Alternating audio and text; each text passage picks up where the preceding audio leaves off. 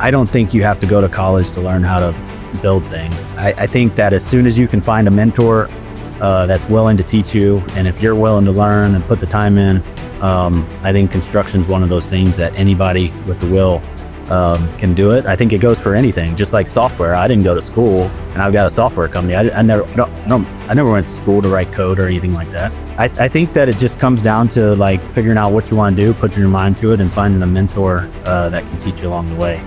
And so I think that finding the skilled workers, though, I will say that I think that we're working against ourselves a little bit these days. I think that we have an opportunity right now to build America in an exponential way that's never been offered to us before. Americans are capable of achieving extraordinary things when they have the freedom and opportunity to do so. This is American Potential. Welcome to the American Potential Podcast. I'm your host, David Fromm. We've all driven past road construction at some point, right? Maybe you've slowed down for the cones or watched the crew hard at work, but have you ever thought that on one of those crews is someone who once dreamed of owning that very business? Well, today's guest is one of those people. After college, you got to start by learning the ropes on the job, working for someone else.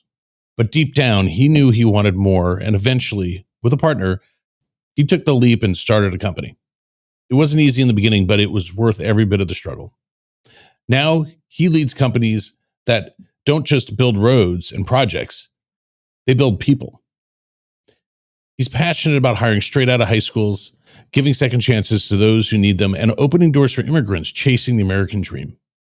I want to welcome Justin Mannina, who is the CEO owner of Rexcon Enterprises, LLC, vice president owner of JB Pinnacle Group, and co-founder and owner of My Truck Boss. Justin, welcome, and thanks for joining us. Thanks for having me. Yeah, no, I'm thrilled to talk about, you seem to obviously have a real entrepreneurial spirit. So first of all, how did you end up in the construction industry? Yeah. So funny story. My whole family, except for me, has worked for Exxon in their life. My dad, I can remember as a child, my dad bringing home VHS tapes of his offshore platforms getting built when he was a construction manager for ExxonMobil, Exxon back then. And so his point of showing me these videos, right, was to get me interested in going to work for Exxon one day. But I after watching a few of them get built on video, I said, Dad, I want to go work for the company that builds those offshore platforms, right? And that was a large E&R contractor called Kiewit, and so he introduced me to Kiewit, and my brother and I both went to go work for him, and I really just grew a passion for building things and being able to look behind you and see that you had your hands had a part in building that. And I think if you ask my wife today, her and my kids probably get tired of me driving across Texas on trips with them and pointing out every road and bridge and barrier rail and whatnot that I had a part in. So, but to me, it's I've built everything from some of the largest airports to the largest carbon capture plant in the world to this date, and the largest federally funded highway system, and some really cool projects. So I'm grateful for the opportunities I've had. And but I mean, construction is my passion now, and everything that I contribute around outside of my family seems to have some leg from construction today. That's really cool. I know as a kid, construction captures your imagination. I remember my parents, when I was very, very young, used to have to stop at the side of the road if there was a front end loader or a road grader or anything, just because I just wanted to see the machines. And I think there's also something really, really noble in building something, having something very tangible that's going to help your community or help a business or, fill some need. I think that's pretty noble and gratifying, I think. Yeah. At the end of the day, you're solving problems, right? And there's not too many people that go into construction that aren't willing to work hard and aren't good at solving problems, right? And everything from the mechanics to the operators, to the concrete finishers. I mean, you see one of my favorite parts about construction is if you go out there and watch the crew, you'll see them come up with their own inventions, if you will, on the job site. Little jigs that make their job easier, modifications to the excavator to dig the trench at a certain shape, things like that. And to me, it's really cool. There's really no manual to the building part. There's obviously spec books and plans that we have to follow, but there's no manual that tells you how to build things faster. And that's what I love about construction. That's cool. It really, there's maybe that's a metaphor for life for all of us. Exactly. So take me back to, so you're working for somebody else. You decide that you're going to open your own construction company, which is a huge leap. And you do it with a partner. Why did you decide to do that? And what did you all focus on initially? So my partner back then actually wasn't even in construction. She worked at, for the Harrah's Casino. And then the two of us and her husband worked with me, and for large corporate companies in the past. And we got typical, conversations that strike up over Christmas break, right? You've been off of work for a week or two and you're having some adult beverages, getting smart, solving all the world's problems. And, so we started talking about all the hours we work. And, I think if we worked just as hard for ourselves, like, I think we would, I think we can make it happen. And they're like, if you're in it, we're in. Right. And so, my wife and my partner and her husband, we all got together and, made it happen. And I give tribute to Lauren for actually pushing me over the cliff there. I would tell you, looking back, it wasn't, all rainbows, right? But, I would call everybody that comes to me today saying they're about to start their own business. I say, sit down and do you have 5 hours for me to tell you all the reasons why you shouldn't first? And then if all that sounds like a challenge that you're up to, then I'll tell you the keys to success to get there. So what were the early years like? Yeah. So, I would say to sum it up, most of the early years, like the first 3 years, we probably were over and over saying, what the heck did we do? We both left 6-digit jobs, right? To do this. We had 401k, great benefits, all the things. And we started building this thing, and our first couple jobs, like, we had some serious issues and dug us a really big hole financially. And, it took us a good 5 years. I mean, we didn't pay ourselves for five years. We were working 2 jobs. We spent everything that was in our savings account and more. There was multiple times where we didn't know if we were going to get out of it.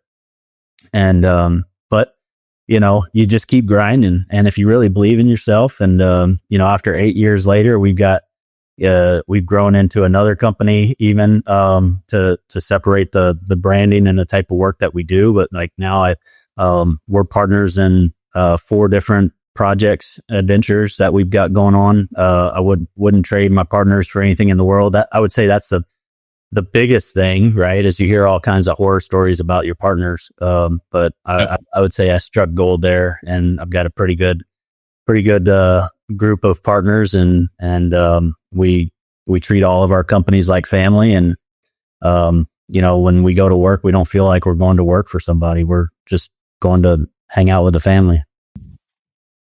That's amazing. Yeah, I used to do consulting. I'd started a consulting company and had a business partner. And I remember a guy I really looked up to as a mentor said to me, well, Dave, the biggest challenge with partnerships are the partners. I was like, okay. And I was super blessed. I had a wonderful relationship with my business partner. We were great. We ended up closing up for other reasons to pursue just other things, but we were blessed in that regard. And so I'm happy that you got some harmony there with your partners, because it's a wonderful, it is. I always kind of think of it as like, it's kind of your work spouse in a way, you got some of the same challenges, but if it's harmonious and you're both going towards the same goal in a great way, you can achieve amazing things. Very much so. So talk to me a little bit about your second company. You said you started a second company. What's the difference between the first company, the second company, and like kind of what space are you in the construction world?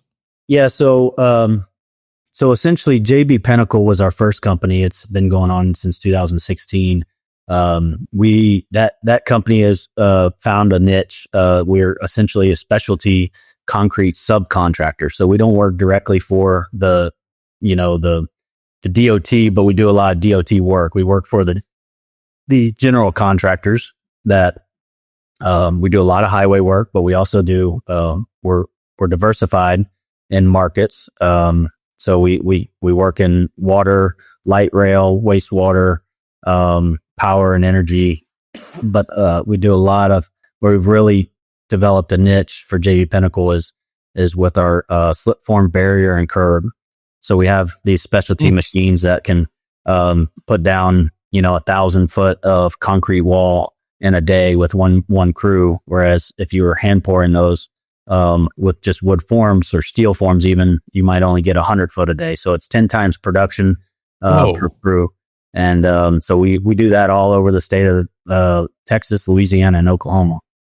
But that quickly became, something that everybody was relying on us for.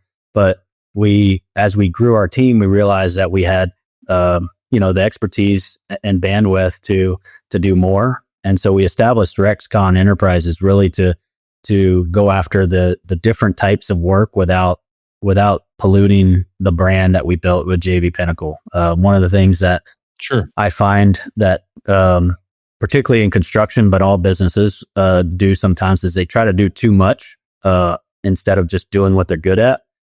And so us as owners, right, the partners, we wanted to go do more and different types of work.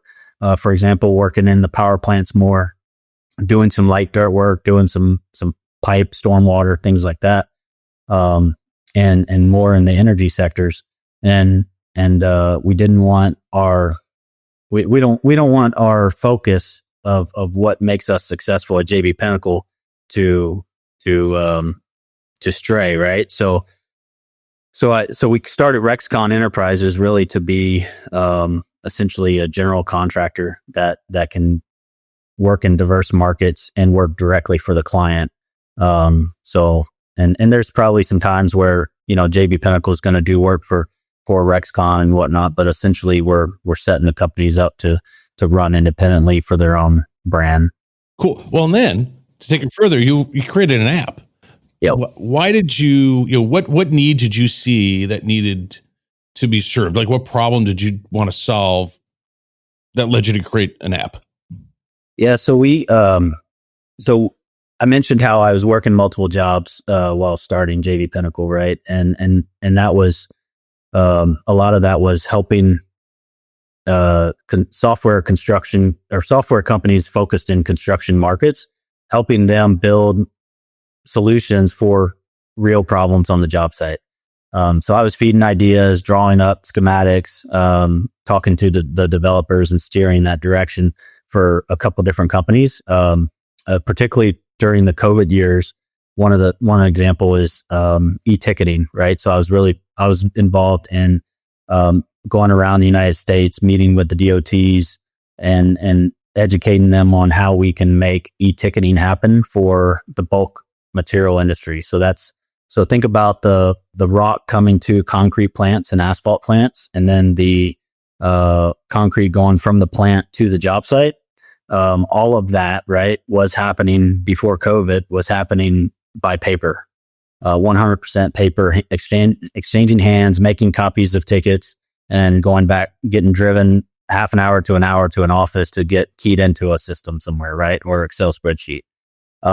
Very time consuming, expensive process of managing job sites. And I've managed, so to put that in perspective, like, why is that important?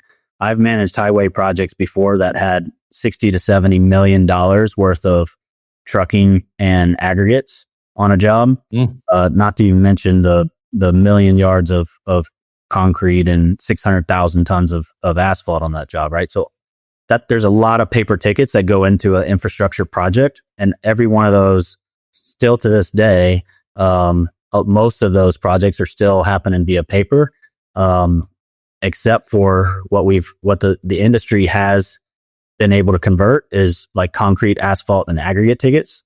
What they have not been able to convert to digital tickets yet is the third party trucking, particularly with dirt excavation contractors, and dirt haulers. And so, with Rexcon getting into dirt work, right? And we were digging, a 30,000 cubic yard detention pond for a mud district, a neighborhood. And this was in Houston, Texas. And, I knew that my budget, I had to hit, I had to dig 150 loads a day to make my budget.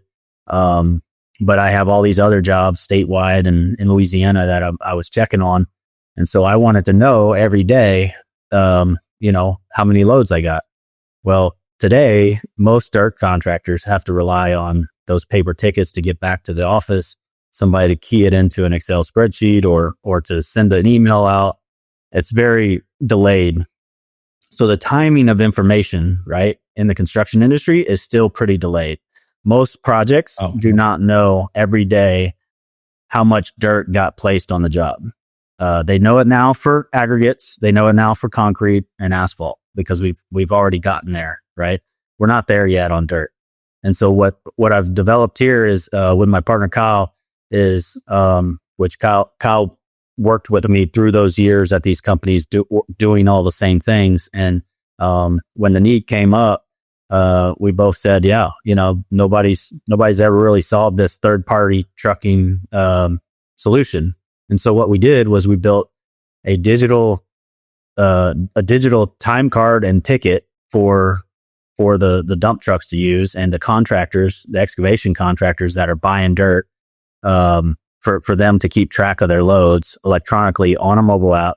And as soon as they add a load on their mobile app now, the office already knows what their load count is for the day. So it's real time monitoring of your dirt, of your haul. Yeah, that's a great example of using innovation to be more efficient and transparent and make business run better. It's fabulous. So you hire multiple people a day, and you hire skilled and unskilled workers. So how do you find your people? And for the unskilled workers, how do you train them? Yeah, that's a good question. So one of the things that questions I get from my friends in the industry all the time is how is it that every time we get together, everyone else is complaining about the not having the people to build the work, but you, like, what is your secret? And I tell them all the same thing. Number one, you can never stop hiring. You can never stop looking for people that want to learn, whether they have experience or not. If you're willing to do the hard work that comes with construction, it's not easy. It's not built for everybody. But the one thing that I didn't learn in 4 years of college, and I don't think anyone learns today, is that there's two types of people in construction. You're either the guys in the field building the work, or you're somebody that's supporting the guys in the field building the work. I don't think enough people in construction realize that. I think they take it for granted that they're, the boss and they've got a college degree and all of this, right? And like, as soon as you realize that nothing happens on a job site without those guys in the field, then you start to achieve a lot more success in construction. And what I mean by that is I'd never stop looking for someone that wants to learn how to operate equipment, or someone who wants to, learn how to finish concrete, right? My neighbor's kid is 13 years old, raised on a farm, hardworking kid, anytime I need help around the place, and like, I've already got my eyes on him. He's 13 years old, and I'm like, hey, one day I want you to come work for me, because he's got it. Like, I can tell he's got it.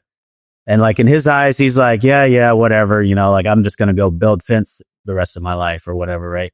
Raise cattle, right? But, and to me, to put it in perspective, I don't think, again, you'll get this out of me, really, I don't think you have to go to college to learn how to build things. I don't think that, I think that as soon as you can find a mentor, that's willing to teach you, and if you're willing to learn and put the time in, I think construction is one of those things that anybody with the will, can do it. I think it goes for anything, just like software. I didn't go to school, and I've got a software company. I never went to school to write code or anything like that. And so it's, I think that it just comes down to like figuring out what you want to do, putting your mind to it, and finding a mentor, that can teach you along the way. And, so I think that finding the skilled workers, though, I will say that, I think that we're working against ourselves a little bit these days. I think that, we have an opportunity right now to build America in an exponential way that's never been offered to us before. And I feel like, I feel like we are doing some things that are putting up some barriers that in all the wrong places that, are hindering our biggest channels to creating those construction careers. And, I listen all the time on various podcasts, and you hear about things like the energy grid is insufficient, and we need more, we need to build our own clouds, and we need to build our own data centers and our own, power plants to run those data centers. And in Texas, we're not building enough roads to keep up with the expansion in Texas as it is, with, $10 to $13 billion a year in new construction. But they want to build more, but, and then we've got, but we've got people working against us, right? Like, and things like, trying to attack the guys that are immigrants, for example, that have a temporary status today. I just read the other day, the Fifth Court, Texas is trying to, stop the DACA recipients that, unfortunately, I mean, I probably wouldn't have voted for it 13 years ago, the DACA deal, right? That, like, I'm all for, coming the right way, safe borders, all those kind of things. But, I've got employees right now that have been in the system, protected from deportation for over 13 years now. They've paid their own way through college in Houston, Texas, at a prestigious construction management degree program. I've hired them, I've trained them, and now they're one of my best employees that I don't want to live without. And now they're talking about his work permit not being able to get renewed. Like, is that fair to me or the employee? Right. I don't know if it that's seems to be working against us as a society. I mean, if I think that we can all agree that the way immigration has been going over the last number of years, particularly the past administration, was probably reckless and not healthy for the country. But immigrants, are part of the American fabric in terms of how they've, just throughout history, how we've filled roles and they've innovated and built, our communities. And so I think your example is somebody who's been doing it the right way and is creating a ton of value for you, your company, society. So it seems like we need an immigration system that recognizes that and can help make that a reality. Yeah, I just, I'm all for, cracking down on the people that are flooding in and committing crimes and all that stuff. 100% get that under control. Right. But we have, the DACA program, to me, I see opportunity there. I see 535,000 people, temporary residents, that should be the low hanging fruit to go through that list first. Those people see if they've established a positive life in the United States, if they're contributing taxpayers. All of these things are very easy to see. And, and it could be filtered with the right software, it could be all done electronically. And you get this list of probably at least 50% of those people would be passed right off the bat without even ever talking to them. Right. Because we can see their, that they're where they live, where the house they bought, where their kids are in school, how much taxes they paid, how steady their jobs have been, all of that, right? And let's not forget, there's 500,000 people in the United States for the last 13 years that, probably 30,000 of those are teachers today. I can tell you my kids' elementary school can't afford to lose one single teacher. We've got people like moms volunteering to substitute for less than $10,000 a year full time, just to keep somebody in the class, right? I mean, it's some of these people are police officers, right? You hear about the shortage of police officers. I mean, there's plenty of states out, not all states, but some states do allow, DACA recipients to be police officers. And so I think we all need to be a little careful, right? Before we jump to anybody that's not a permanent resident today needs to get kicked out, right? We need to be careful with that. Yeah. Yeah, I couldn't agree more. I mean, so as we wrap up, I think one of the things that stands out about you, and from what I can tell how you run your business, is always identifying talent, developing talent is really the key. It's amazing to me that more people don't always see this, but it's such a key to any successful enterprise. So what are maybe some of the success stories of people who have worked for you? Yeah. I mentioned one of them, our guy, Gus, he's a DACA recipient. He's an estimator for me today.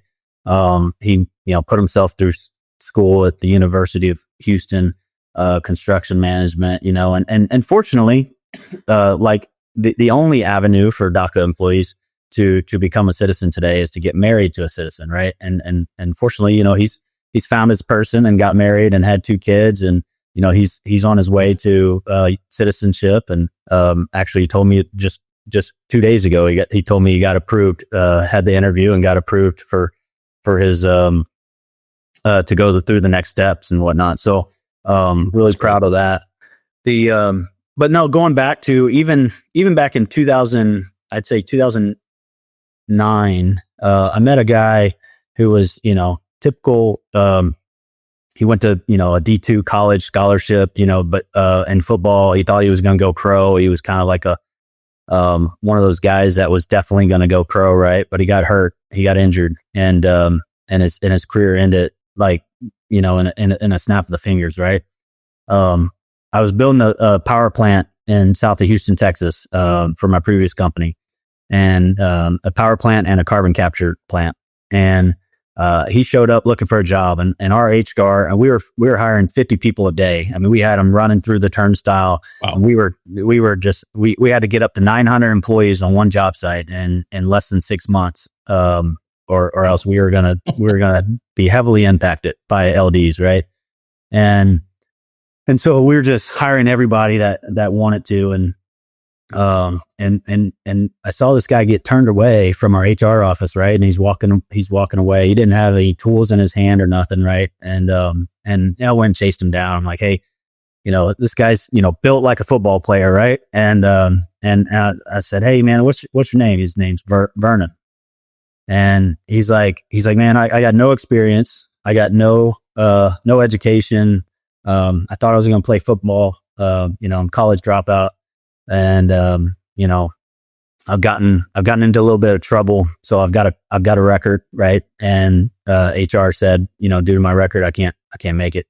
And I said, well, hold on a second, right? So I'm, and I'm like, hey, I'm going to take a flyer on you. And I talked to him for a little bit. I didn't just snap to it, but I talked to him a little bit about what he wanted and whatnot. And you could tell he was one of those guys that understood that he didn't take all the opportunities that came to it. He took a lot of opportunities for granted. But he knew that by this point, and I wanted to give him a second chance. Right. And so I took him under my wing, and for about 6 months, kind of rotated him around the dirt crew and the concrete crew, and then got him he found his way to the pipe crew. And, all I did was give him a chance. Right. But, I just talked to him after seeing him on an actual recruiting video for that company, 6 months ago. I called him up out of the blue, and he still had my number and stuff. And we called up, and awesome. And he's like, and I was like, man, I saw a title underneath your name that says you're a pipe superintendent for the number. And I knew the company. I was like, you're a pipe superintendent for the number 1 energy construction company in the U.S. how does that feel? He's like, man, Whoa. you know what I mean? Like, he's like, and so this guy's somebody that got turned away, had no experience. All he needed was an opportunity. And he took that opportunity, he ran with it. He was a great employee, great asset. He was a cheerleader to the team. Everybody loves him. He's one of those positive guys that everybody needs on a crew. And man, he's got a couple kids and he's making $150,000 a year, you know. And I Awesome. look back and I see that, and I'm like, that's why we give people chances, right? Sure, there's some people along the way that I've had to fire that didn't work out, right? Like, I'm sorry, we have to part ways. This isn't going to work for either one of us, right? That happens.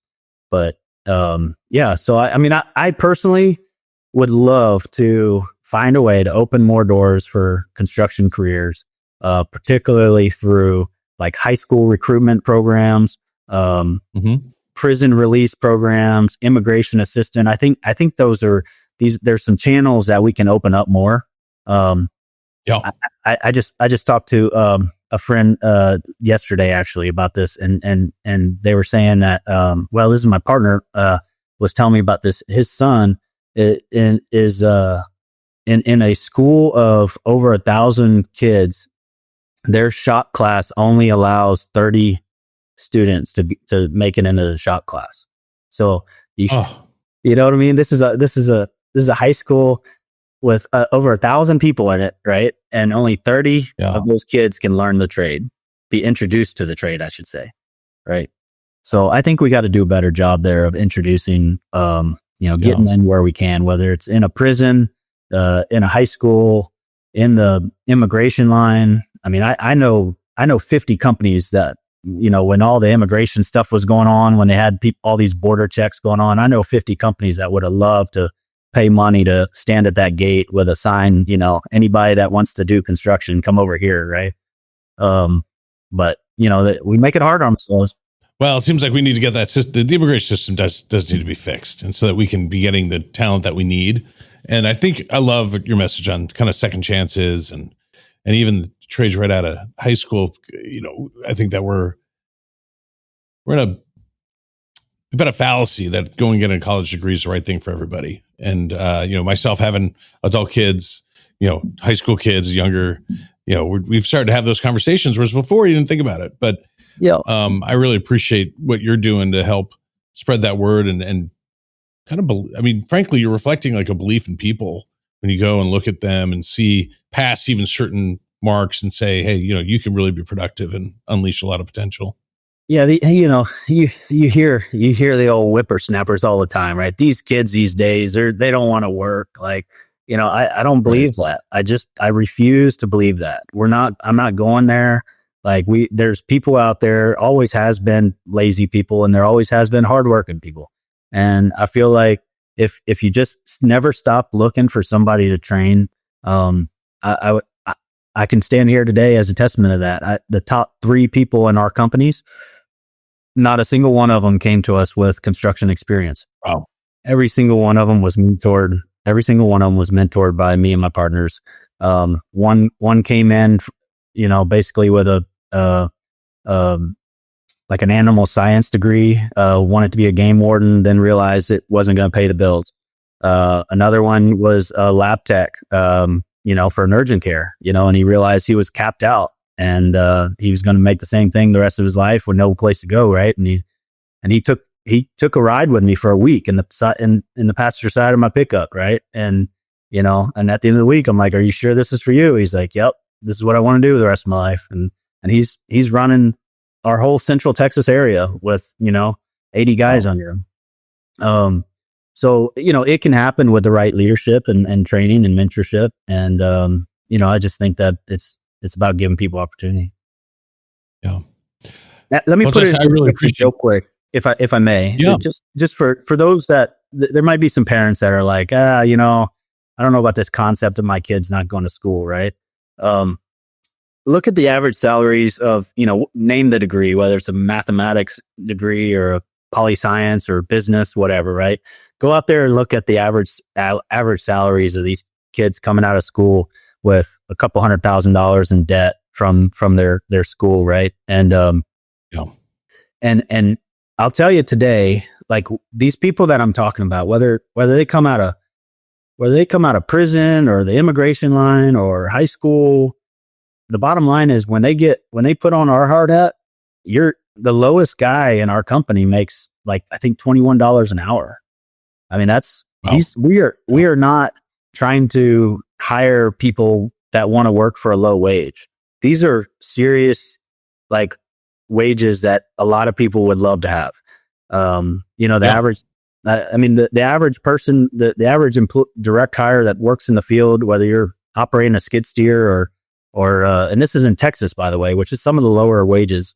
But you can make 25, you can easily make, I'd say $70,000 an hour at 20 years old, working a construction job. Piece of cake. 70 grand would be easy to. That's great. So put that in perspective when you're having that talk about, with your kids. Yep. And with no debt, by the way. Yeah. No debt. Like you can, instead of spending 200 grand over 4 years, you can make 300 grand over 4 years. And then by then, maybe you know what you want to do with your life.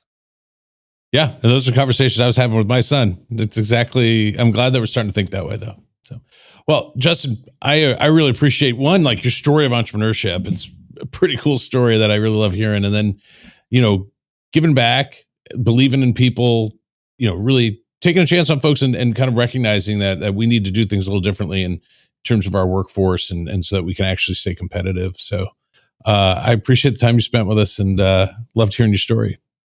Yeah, I appreciate you giving me the mic, and it was good time spending with you. Thanks. All right. Well, hey, folks, if you like this episode and would like to stay connected with the podcast, be sure to like and subscribe to our channel, as well as following us on Facebook, Instagram, and YouTube. And always remember, liberty and freedom are easily taken for granted. Don't take them for granted. Go out there and defend freedom and liberty. Thanks for joining us, and we'll see you on the next episode. Thank you for listening to American Potential. You may listen to more stories from Americans working every day to expand freedom and opportunity in their communities by visiting AmericanPotential.com.